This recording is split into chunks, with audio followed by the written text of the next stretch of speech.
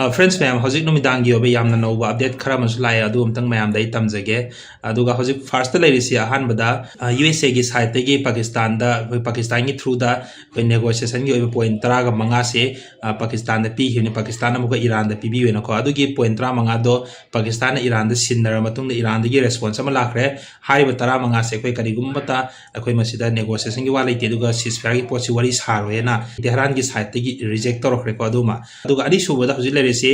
Iraq सरकार सु मखोइसु लान सिदा यावरने हबगी इराक की प्राइम मिनिस्टर नदुगी अप्रूव तौखरे पोतोमा हजि मीडिया खरद यावरे दुगा हजिक नुमिदांगी ओइबदा इराक मनुंगदा मखोइगी ईरान की प्रॉक्सी फोर्सिंग ना खोइगी यूएसए की हेलीकॉप्टर दो अदुदुमसु शुट डाउन तौर कापथखरे पोनमा मीडिया तोंगा तोंगा मीडिया क्या तो हजिक यावरे को अदुगा सी हजिक तसेंगना कांद लांची पाकथोक चावथोरपगी फिबम दने हजि लाइसि Iraq sin हानदगी यावरम दबनेबा अदुबो मखोइने यावरखिबसे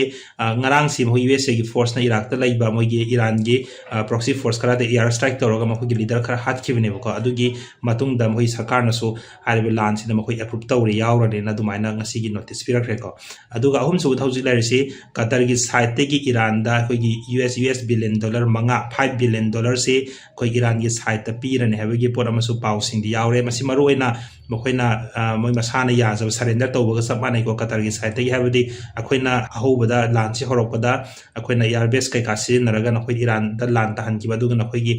mang ta khan chi mayam do adu gi compensation na pi bane na Qatar gi side te gi tumai na phongdore ko hojik ki na di adu ga hojik no midang gi na khoi Iran gi side te gi misal kai ama kapsil laga khoi gi Israel gi demona hari ba khoi gi nuclear plant lai do adu gi nuclear plant du gi akoi bedu su khoi gi tongan ba atopa khun de gi city mem lai bane adu gi city sing ju so misal attack toro misal hit toro mi we kaya si bana ba gi pau su yaure adu ga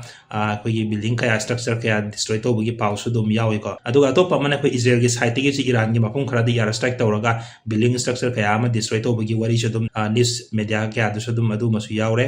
USS jara aircraft carrier do adu gi do keno gi side gi Tehran gi side gi moi si misal la thuoma ga dumaina hojik ya da moi sa atopa lam da sakhrabne adu gi makha ta bada hojik ki oina ngasi gi oina USS Abraham Lincoln hariba moi gi aircraft carrier do adu gi du so misal na hit taw re gi confirm oire na hojik tongan ba ato pa Middle East amadi Europe adagi USA gi media sing du dumaina USS Abraham Lincoln se hariba aircraft carrier si chu misal na hit taw re na dumaina hojik yauri